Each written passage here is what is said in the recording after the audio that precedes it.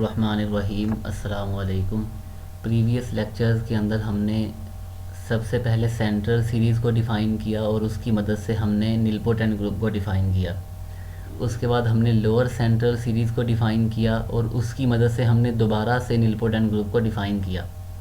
अब हम डिफ़ाइन करेंगे upper central series. We first define what we mean by nth centre of a group.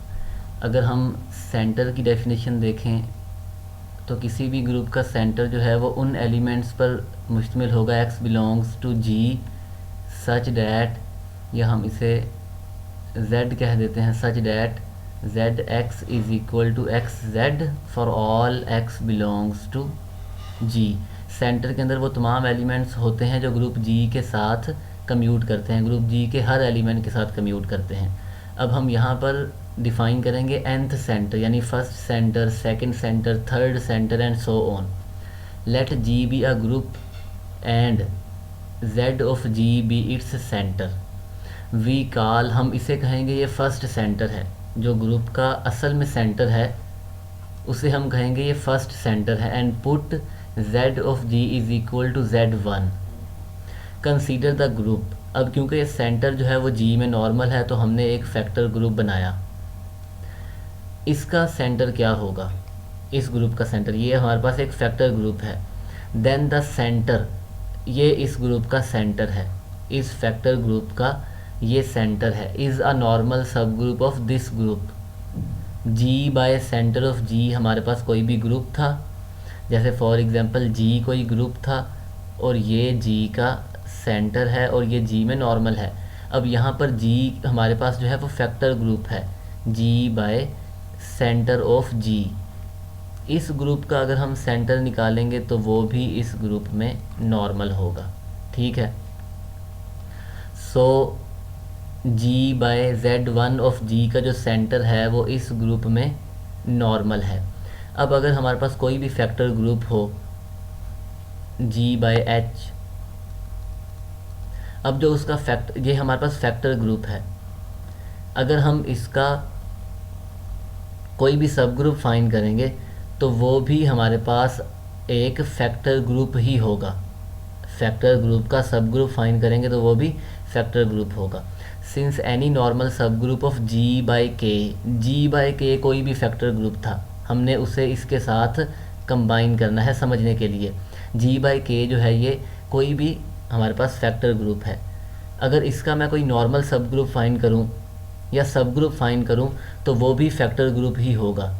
Since any normal sub group of g by के is of the form h by के for a unique सब group h of g, यानी हमें g का एक ऐसा unique सब group मिल जाएगा जिसकी मदद से हम जो फैक्टर ग्रुप बनाएंगे h बाई के वो नॉर्मल होगा g बाई के में। अब देखें ये जो सेंटर है इस ग्रुप का वो यहाँ नॉर्मल है, इसका मतलब ये है कि ये सेंटर जो है ये भी कोशेंट ग्रुप की फॉर्म में होगा। We find any normal sub group of g by centre of g z1 of g is of the type h by z1 of g। इन दो इसके साथ कंबाइन करें, where h is normal in g। We write h is equal to z2 of g। इसे हम कह देंगे ये सेकंड सेंटर है, यानी हमें एक ऐसा ग्रुप मिल जाएगा जिसकी मदद से हम फैक्टर ग्रुप बनाएंगे तो वो जो है इस ग्रुप में नॉर्मल होगा। और असल में वो जो ग्रुप हमने डिफ़ाइन किया है ख़ुद से वो इसके बराबर है, क्योंकि हमने इसे डिफ़ाइन करना है। हमने कहा कि ये ग्रुप जो है ये ग्रुप वो यहाँ नॉर्मल है और ये ग्रुप जो है वो किसी फैक्टर ग्रुप की फॉर्म में ही होगा, तो हमने उसके लिए हमें एक ऐसा ग्रुप मिल गया नॉर्मल g में, सच डैट कि ये जो सेंटर है वो z2 of g by z1 of g के बराबर है। Continuing like this way we get nth centre zn। ये nth सेंटर है जो कि g में नॉर्मल है, सच डैट कि ये जो zn बाय zn माइनस 1 है ये बराबर किसके है, centre of g by zn minus 1, centre of g by zn minus 1। अगर हम देखें तो यहाँ पर z1 है तो यहाँ पर भी z1 है। सिमिलरली यहाँ पर zn-1 है तो यहाँ पर भी zn-1 है for n greater than 1। n is equal to 1 के लिए हमने अभी डिफ़ाइन नहीं किया। अगर हम कह दें कि जो हमारे पास z नॉट है वो आइडेंटिटी के बराबर है, तो फिर हम ये कह सकते हैं कि ये जो Zn by Zn minus one है ये बराबर है centre of G by Zn minus one for all n is equal to 1 रखेंगे तो यहाँ पर z नॉट आएगा जो कि आइडेंटिटी है। हम हर दफ़ा तो ऐसा नहीं कर सकते, हम इसे डिफ़ाइन भी करेंगे कि nth सेंटर को फाइंड कैसे करेंगे, ये आगे जाकर हम डिफ़ाइन करेंगे। Also then identity is equal to z nought, z1, z2 and so on are normal subgroups of G. This is called upper central series for G. अब हम डिफ़ाइन करेंगे nilpotent ग्रुप को। A group G is said to be nilpotent if mth center is equal to G. अब आप यहाँ m कह दें, यहाँ k कह दें, r कह दें, इससे फ़र्क नहीं पड़ता क्योंकि हमें किसी पॉजिटिव इंटीजर के लिए जो mth सेंटर है वो ग्रुप G मिलना चाहिए। यानी हम इस तरह ग्रुप्स फाइंड करते जाएं।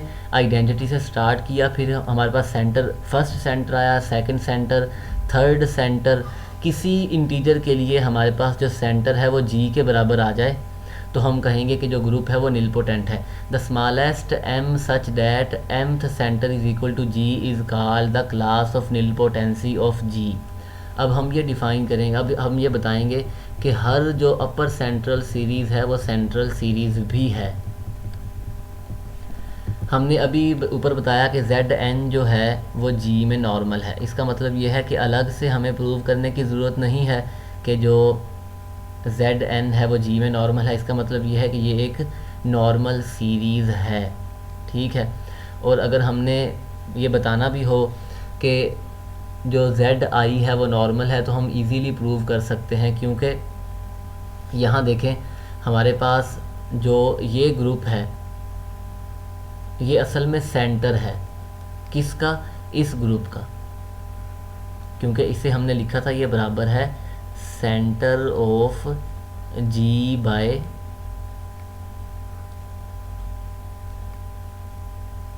Zi minus one. ये असल में इसका सेंटर है, इस ग्रुप का सेंटर है।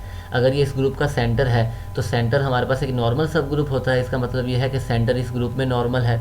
अगर सेंटर इस ग्रुप में नॉर्मल है, मैं एक एलिमेंट पिक करूं इस ग्रुप में से, क्योंकि अगर G जो है H G में नॉर्मल है तो फिर X G inverse again H का एलिमेंट होगा, where G belongs to G, X belongs to H। तो यही डेफिनेशन यूज़ करेंगे। एक एलिमेंट हमने पिक किया G में इस ग्रुप में से, एक एलिमेंट पिक किया हमने इस ग्रुप में से where Gi belongs to Zi, और फिर उसका inverse coset multiplication G into Gi into G inverse, ये हमारे पास सेंटर का एक एलिमेंट है। अब ये एक कोसेट है, ये एक कोसेट है, और कोसेट जो है वो इस फैक्टर ग्रुप का एलिमेंट है, और इस फैक्टर ग्रुप में वो एलिमेंट्स हैं जिनके लिए जो x है वो हमने इस ग्रुप में से कंसीडर किया है।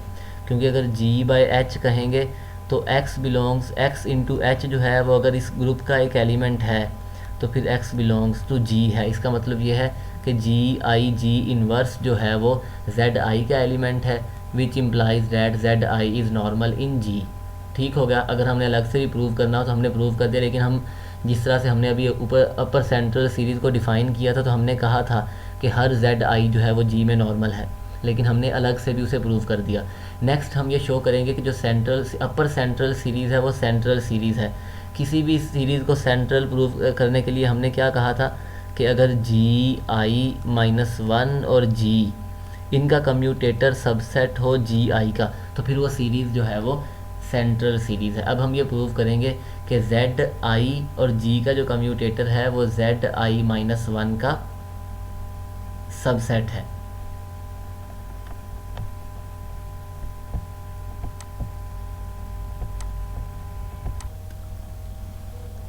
नेक्स्ट हम ये प्रूव करेंगे कि Zi और G का जो कम्यूटेटर है वो सबसेट है Zi माइनस वन का, क्योंकि हमने ये रिज़ल्ट प्रूव किया था कि Gi माइनस वन और G का कम्यूटेटर अगर Gi का सबसेट हो तो फिर वो सीरीज़ जो है वो सेंट्रल सीरीज़ है। लेकिन यहाँ देखें अब थोड़ी सी चेंजिंग है। हमारे पास i माइनस वन है तो यहाँ पर i है, यहाँ i है तो यहाँ i माइनस वन है। अगर हम देखें सेंट्रल सीरीज़ को तो वो क्या थी, G0, G1, G2 और ये आइडेंटिटी।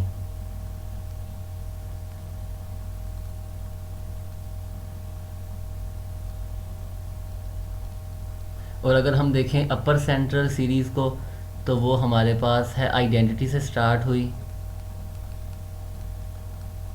Z0, Z1,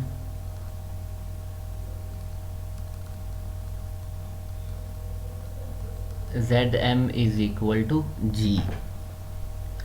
अब इस केस में हमारे पास जो G0 है, फॉर एग्ज़ाम्पल अगर मैं I की जगह रखूँ 1 तो G0 और G का जो कम्यूटेटर है वो सबसेट होना चाहिए G1 का। अगर मैं यहाँ I की जगह रखूँ 1 तो Z1 और G का जो कम्यूटेटर है वो सबसेट होना चाहिए Z0 का। अब Z0 हमारे पास क्या है, Z0 हमारे पास ये ग्रुप है, यानी इस G1 का G के साथ जो कम्यूटेटर है वो उससे पिछले ग्रुप का सबसेट होना चाहिए, क्योंकि हमारे पास ये सीरीज़ आइडेंटिटी से G की तरफ जा रही है, लेकिन ये सीरीज़ जो है ये G से आइडेंटिटी की तरफ थी। तो यहाँ हम देखें तो यहाँ हमारे पास जो G0 है और G का जो कम्यूटेटर है वो उससे अगला जो ग्रुप था G1 उसका सबसेट है। G1 जो है वो G0 का सबसेट था, Z0 जो है वो Z1 का सबसेट है, लेकिन इसका कम्यूटेटर Z0 में है, उलट है, यानी G1 जो है वो Z0 को कंटेन करता था, G1 Z0 को कंटेन करता है, लेकिन Z1 और G का कम्यूटेटर जो है वो Z0 में है, यानी Z0 Z1 और G का कम्यूटेटर को कंटेन करता है। तो हमारे पास ये बिल्कुल एग्जैक्टली ठीक है। यहाँ पर सीरीज़ G से आइडेंटिटी की तरफ है, यहाँ पर आइडेंटिटी से G की तरफ है। तो यहाँ हम दोनों को कंपेयर करें तो अगर हम G2 का फॉर एग्ज़ाम्पल अगर हम I की जगह पर रख दें 3 तो G2 और G का जो कम्यूटेटर होगा वो सबसेट होगा G3 का, मतलब कि इस ग्रुप का इसके साथ कम्यूटेटर जो है वो G3 का सबसेट है। सिमिलरली जब I की जगह 3 रखेंगे यहाँ पर Z3 और G का जो कम्यूटेटर है वो सबसेट हो जाएगा Z2 का, यानी Z3 यहाँ पर था और ये G तो इस जो इससे पिछला ग्रुप है उसका सबसेट है। तो हमने ये प्रूव करना है। इसके लिए हम एक एलिमेंट कंसीडर करते हैं G from group G and एक एलिमेंट हम पिक करते हैं Gi फ्रॉम Zi। और ये एलिमेंट्स मैंने डायरेक्ट लिखा है कि एलिमेंट्स कम्यूट कर रहे हैं। ऐसा क्यों लिखा है, क्योंकि अगर हम देखें सेंटर हमने अभी डिफ़ाइन किया था कि Zi माइनस 1 ये किसके बराबर है, centre of G by Zi minus 1, Zi minus 1। अब यहाँ से कोई एलिमेंट पिक करेंगे तो वो इस ग्रुप के हर एलिमेंट के साथ कम्यूट करेगा। तो ये Gi जो है वो Zi में से पिक किया, तो Gi इंटू Zi माइनस 1 इस ग्रुप का एक एलिमेंट है, सेंटर का एलिमेंट है। सेंटर का एलिमेंट ग्रुप के हर एलिमेंट के साथ कम्यूट करेगा, मैंने डायरेक्ट लिख दिया। बाय कोसेट मल्टीप्लिकेशन हमने कह दिया कि Gi और G का जो कम्यूटेटर है वो इस ग्रुप का एक एलिमेंट है। तो यहाँ से हम ये कह सकते हैं कि Gi और G का कम्यूटेटर Zi का एलिमेंट है, और इस एलिमेंट की मदद से जो कम्यूटेटर ग्रुप बनेगा वो बराबर किसके है, Zi और G के कम्यूटेटर के, और वो सबसेट है Zi माइनस 1 का। और हमने ये प्रूव कर दिया कि अपर सेंट्रल सीरीज़ जो है वो सेंट्रल सीरीज़ है। अब हम डिफ़ाइन करेंगे nth सेंटर को। नोट फ्रॉम डेफिनेशन, यहाँ देखें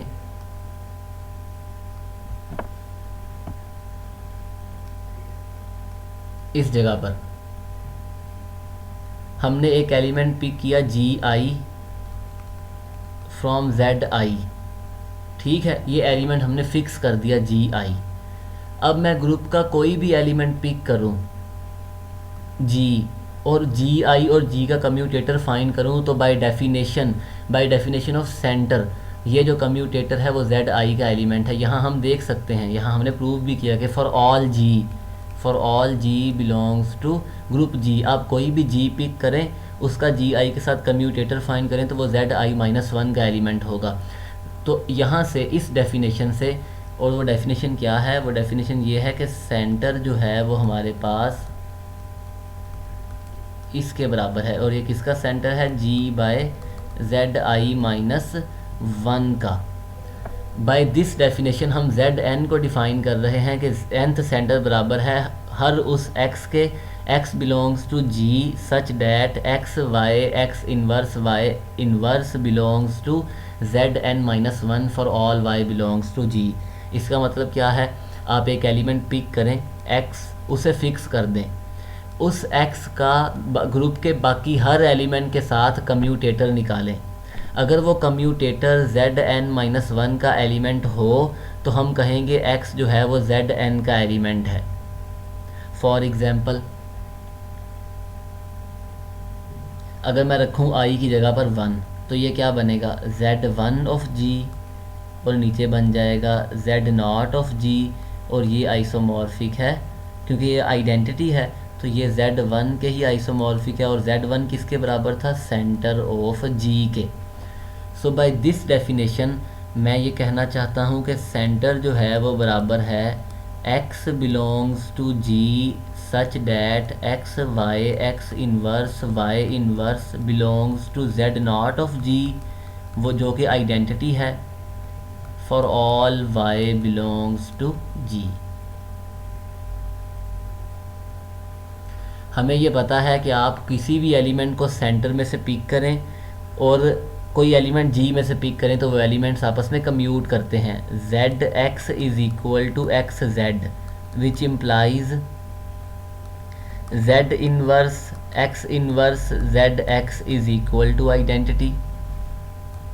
क्या हमने ये नहीं बता दिया कि x और z का जो कम्यूटेटर है या z और x का जो कम्यूटेटर है वो आइडेंटिटी के बराबर है। इसका मतलब ये है कि z सेंटर का एलिमेंट है, और यही हमारे पास nth सेंटर की डेफिनेशन है कि आप एक एलिमेंट पिक करें x, उसका y के तमाम एलिमेंट्स के साथ कम्यूटेटर फाइंड करें। अगर वो कम्यूटेटर जो है वो zn-1 में हो तो फिर वो x जो है वो nth सेंटर में होगा।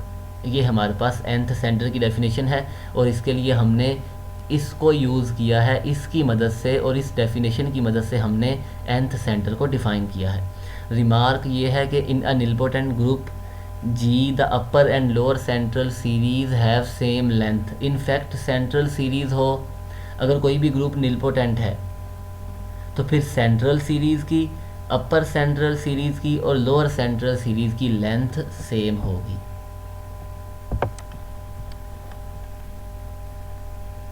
नेक्स्ट है हमारे पास एग्जाम्पल D4 हमने कंसीडर किया है डाइहेड्रल ग्रुप। Z0 G है, Z1 हमें पता है कि वो सेंटर है और सेंटर बराबर है E और A स्क्वायर के। सेकंड सेंटर हम कैसे डिफाइन करेंगे, X such that X inverse belongs to Z1 of G। इसका मतलब ये है। अच्छा, अब अगर हम बात करें कम्यूटेटर ग्रुप की, D4 का कम्यूटेटर ग्रुप जो है वो बराबर है E एंड A स्क्वायर के। क्या ये डेफिनेशन नहीं है कम्यूटेटर की कि हम हर दो एलिमेंट्स का कम्यूटेटर फाइंड कर रहे हैं? तो ऑब्वियसली जो हमारे पास जो कहा, जब हम हर दो एलिमेंट्स का कम्यूटेटर फाइंड करेंगे तो वो क्या आएगा, वो या तो आइडेंटिटी आएगा या A स्क्वायर आएगा। आप एक एलिमेंट पिक करें, फॉर एग्जांपल ए का आप A स्क्वायर के साथ कम्यूटेटर फाइंड करें तो वो A इनवर्स क्यूब है A स्क्वायर, और ये बन जाएगा A पावर 8 जो कि आइडेंटिटी है। A को हमने फिक्स किया है, A का मैंने तमाम एलिमेंट्स के साथ कम्यूटेटर फाइंड करना है। अगर A का तमाम एलिमेंट्स के साथ कम्यूटेटर आइडेंटिटी आए या A स्क्वायर आए यानी Z1 में आए तो फिर वो जो A है वो Z2 का एलिमेंट होगा। लेकिन क्योंकि आप कोई से भी दो एलिमेंट्स पिक करें, उनका कम्यूटेटर फाइंड करें, तो वो हमारे पास किसके बराबर है, यहाँ पर वो E आएगा या A स्क्वायर आएगा D4 में। तो इसका मतलब ये है कि कि हम ये कह सकते हैं कि Z2 इज़ इक्वल टू जी है, क्योंकि हर एलिमेंट यहाँ आ जाएगा, हर एलिमेंट हमारे पास यहाँ आएगा। हम चेक कर लेते हैं, हमने ए स्क्वायर के लिए ए स्क्वायर का ए के साथ लिया कम्यूटेटर, वो आइडेंटिटी आया। सिमिलरली आप ए का ए क्यूब के साथ लें,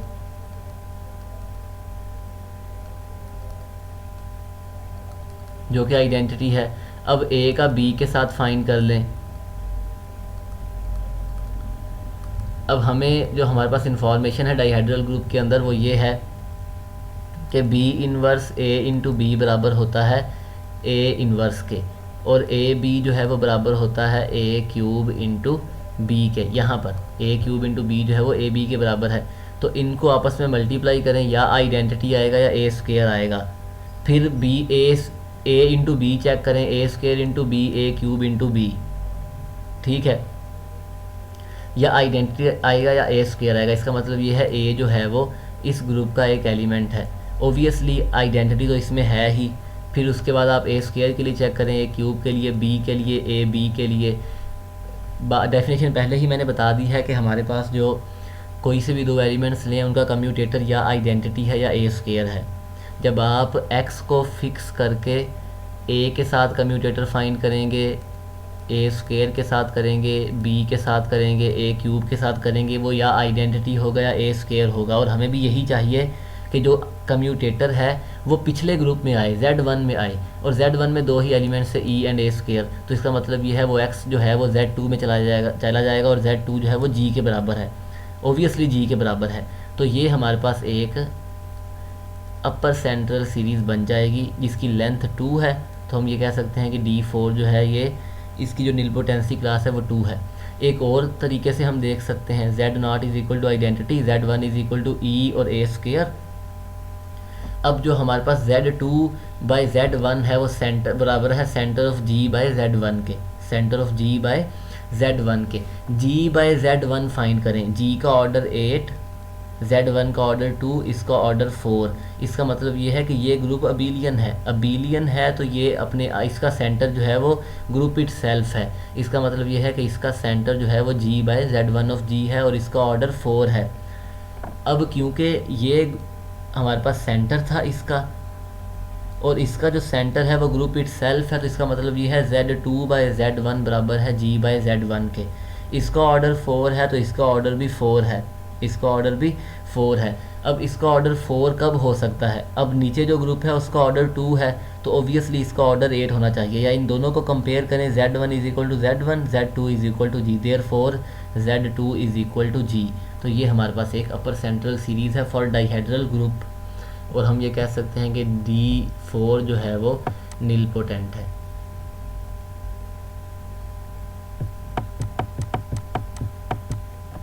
नेक्स्ट हमारे पास थ्योरम है कि हर जो टर्म है ZI अपर सेंट्रल सीरीज़ में वो करेक्टरिस्टिक सब ग्रुप है of G। Every term ZI of the upper central series of a group G is a characteristic sub group of G।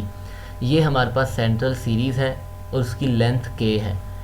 हमने ये प्रूव करना है कि हम हर जो टर्म है वो हमारे पास जो हर टर्म है वो करेक्टरिस्टिक सब ग्रुप है। हम प्रूव करेंगे बाय इंडक्शन, हम इसे प्रूव करेंगे by induction. For I is equal to 0, Z0 जो है वो आइडेंटिटी के बराबर है और वो करेक्टरिस्टिक सब ग्रुप है।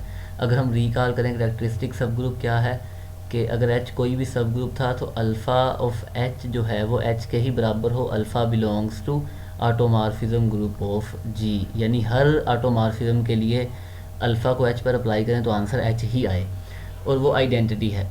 एंड आइडेंटिटी जो है वो करेक्टरिस्टिक सब ग्रुप है। For I is equal to 0, Z1 जो है वो सेंटर है और सेंटर भी करेक्टरिस्टिक है। नाउ सपोज डैट के ZI माइनस 1 जो है ये करेक्टरिस्टिक सब ग्रुप है for I greater or equal to 1 and consider ZI alpha कोई भी ऑटोमॉर्फिज्म है ऑफ G। देन अल्फ़ा को अगर हम ZI माइनस 1 पर अप्लाई करेंगे तो आंसर ZI माइनस 1 ही आएगा, क्योंकि हमने सपोज किया है कि ये करेक्टरिस्टिक है। अब हम एक एलिमेंट पिक करेंगे ZI में से। अगर हम ZI में से एलिमेंट पिक करें तो बाय डेफिनेशन X का और Y का कम्यूटेटर कहाँ जाएगा? ZI माइनस 1 में। Also for x belongs to Z I X Y X inverse belongs to Z I minus one for all y belongs to g। ये हमारे पास डेफिनेशन है Z I की, हमने अभी डिफ़ाइन किया था। बाई कोसेट मल्टीप्लिकेशन हम इसे ऐसे लिख सकते हैं, ये a है, ये b, ये a इन्वर्स b इन्वर्स, यानी इनका कम्यूटेटर बराबर है जेड आई माइनस वन के, विच इम्प्लाइज़ के इस एलिमेंट का और इस एलिमेंट का commutator is equal to Z I minus one. Apply alpha on both side, alpha को अप्लाई करेंगे हम अल्फ़ा को यहाँ पर भी अप्लाई कर सकते हैं, फिर भी हमारे पास यही रिज़ल्ट आएगा डायरेक्ट। तो इसका जब हमने अल्फ़ा को अप्लाई किया तो हम इसे लिख सकते हैं कि alpha of x into Z I minus one alpha of Y into Z I minus one का कम्यूटेटर बराबर है alpha of Z I minus one, क्योंकि ये करेक्टरिस्टिक है तो ये बराबर है जेड आई माइनस वन के। अब हम डेफिनेशन को देखें तो यहाँ पर x को हमने बाय डेफिनेशन कहा था कि x को अगर फिक्स कर लें, x का g के हर एलिमेंट के साथ कम्यूटेटर निकालें तो वह जेड आई माइनस वन में होगा। और अल्फ़ा जो है वो हमारे पास एक ऑटोमॉर्फिज्म है g से g तक, तो अल्फ़ा ऑफ y जो है वो अगेन g का ही एक एलिमेंट है। तो इसका मतलब ये है कि हम इसे चेंज कर सकते हैं, हम ये कह सकते हैं कि अल्फ़ा ऑफ x को फिक्स कर लें और इन एलिमेंट्स को वेरी करते जाएं, तो हमारे पास जो कम्यूटेटर है वो again Z I minus one में होगा। As Y range over the whole of G, so alpha Y जो है वो हमारे पास range over the whole of G, hence replacing alpha of Y again with Y, क्योंकि हमने आर्बिट्रेरी एलिमेंट रखना है वी हैव, यानी अल्फ़ा ऑफ एक्स को फिक्स किया, वाई को वेरी किया, इन दोनों का कम्यूटेटर निकाला तो वो again Z I minus one में है आफ्टर अप्लाइंग ऑटोमॉर्फिज्म। इसका मतलब यह है कि अल्फ़ा एक्स कहाँ गया बाय डेफिनेशन। अब देखें यहाँ पर alpha X Y, alpha X का इन्वर्स जो कि असल में ये है बाय डेफिनेशन ऑफ होमोमॉर्फिज्म, ये again Z I minus one में है। अब अल्फ़ा एक्स को फिक्स कर लें, अल्फ़ा एक्स जो है वो भी हमारे पास जी का ही एक एलिमेंट है। अब जी के एलिमेंट को फिक्स करें और उसका बाकी तमाम एलिमेंट्स के साथ कम्यूटेटर निकालें तो वो again Z I minus one में है। इसका मतलब ये है अल्फ़ा एक्स कहाँ गया बाय डेफिनेशन जेड आई में, hence Z I is characteristic, क्योंकि हर एक हमने एक और तरह से भी डिफ़ाइन किया था कि अगर एच कोई सब ग्रुप है, एच बिलोंग्स टू एच हो, अगर alpha of H again H का एलिमेंट है तो एच करेक्टरिस्टिक है। इसका मतलब ये है कि जेड आई जो है ये करेक्टरिस्टिक सब ग्रुप है।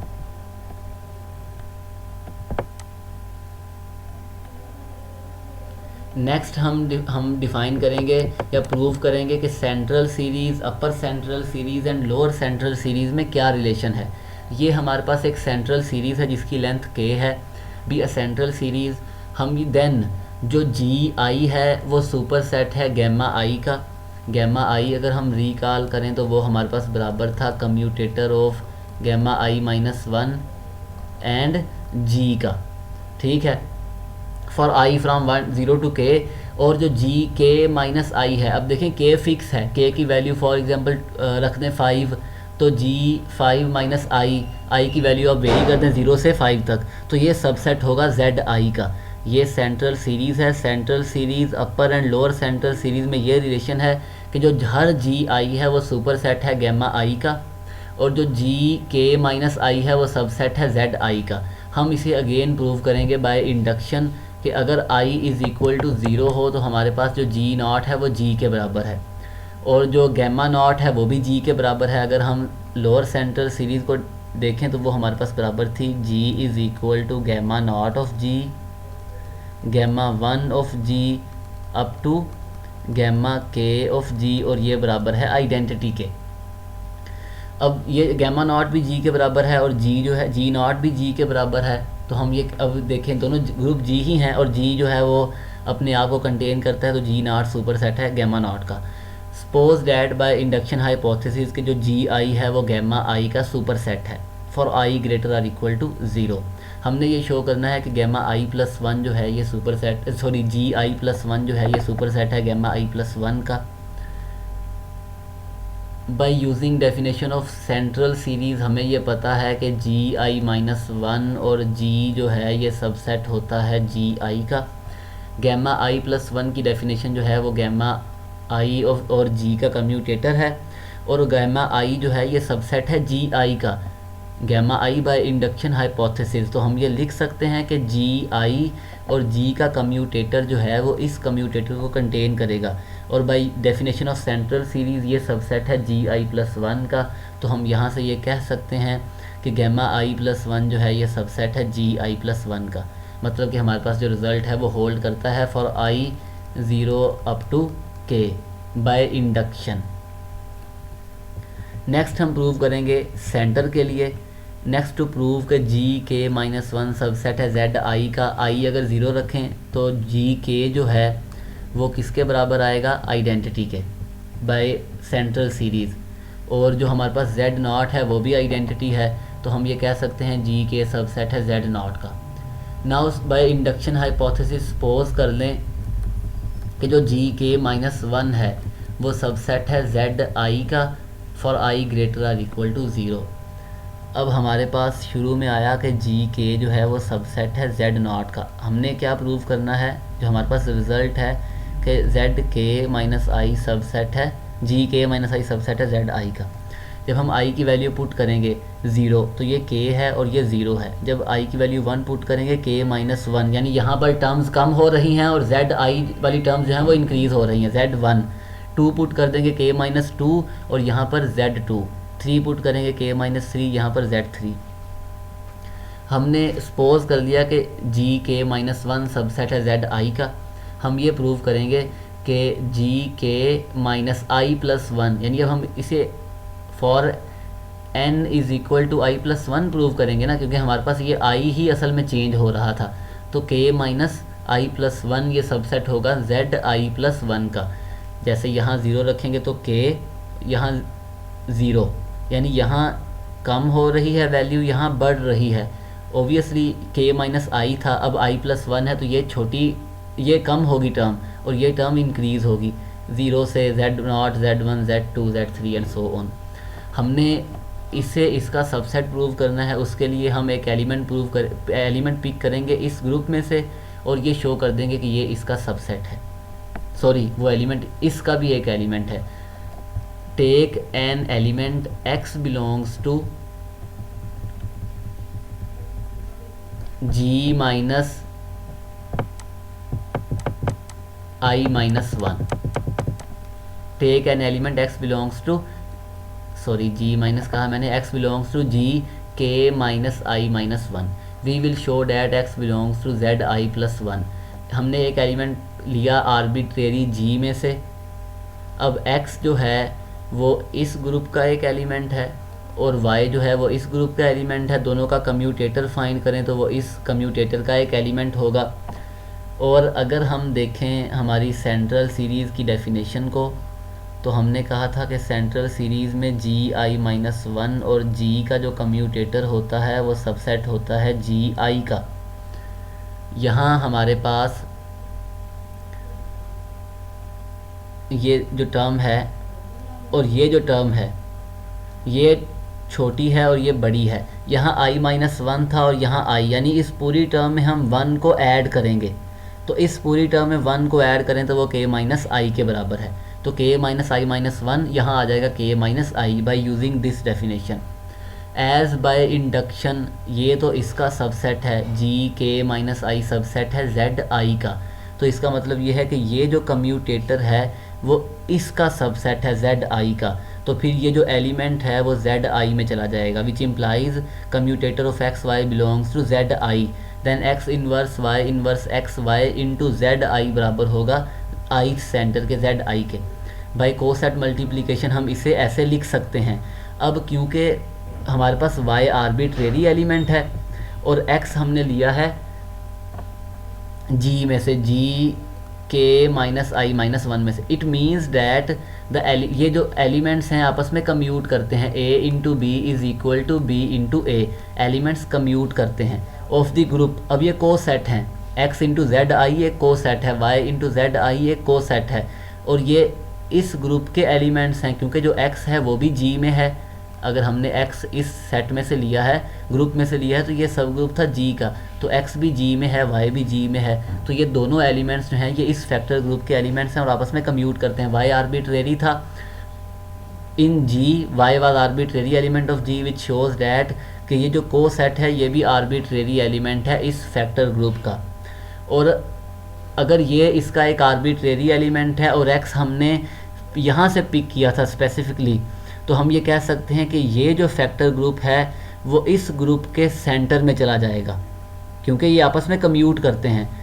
Z x is equal to x z, तो x जो है वो सेंटर का एलिमेंट है। इसका मतलब ये है कि ये जो को सेट है वो इस ग्रुप के सेंटर का एलिमेंट है, और सेंटर किसके बराबर था, Z i plus one by Z I, Z I. इसका मतलब ये है कि ये फैक्टर ग्रुप ये जो को सेट है x इंटू जेड आई, ये Z i plus one by Z I का एक एलिमेंट है, विच इम्प्लाइज x जो है वो जेड आई प्लस वन का एलिमेंट है। हैंस जी के minus i minus one subset है जेड आई प्लस वन का, and this establishes the result क्या था कि हर आई के लिए जी के माइनस आई सबसेट है जेड आई का, बाय इंडक्शन हमने ये प्रूव कर दिया। सेंट्रल सीरीज अपर सेंट्रल सीरीज़ को डिफाइन करते हुए हमने ये कहा कि ग्रुप नीलपोटेंट होगा अगर उसका जो केथ सेंटर है या जो एम्थ सेंटर है वो जी के बराबर हो। अब हम उसे प्रूव करेंगे कि हमारे पास क्रॉलरी है, इफ़ जी है the central series then Kth center is equal to G. अभी हमने ऊपर प्रूव किया कि एज जी के माइनस वन सबसेट है जेड आई का। अगर मैं के आई की जगह के पुट कर दूं, के की जगह आई पुट कर दूं या आई की जगह के पुट कर दूं, तो वो हो जाएगा जी के minus k is equal to g naught जो है वो जी के बराबर है। जी जो है वो इसका सबसेट है, लेकिन ये जो केथ सेंटर है वो जी में नॉर्मल था, जी का सब ग्रुप था, as Kth center is a सब group of G that is, ये भी जी का सबसेट है। By 1 and 2 G is equal to Kth center of G या G is equal to Z K. अब ग्रुप नीलपोटेंट है तो हमने शुरू में ही डिफ़ाइन किया था कि किसी भी इंटीजर के लिए हमें उसका जो केथ सेंटर होगा या जो एम्थ सेंटर होगा वो ग्रुप जी के बराबर मिल जाएगा।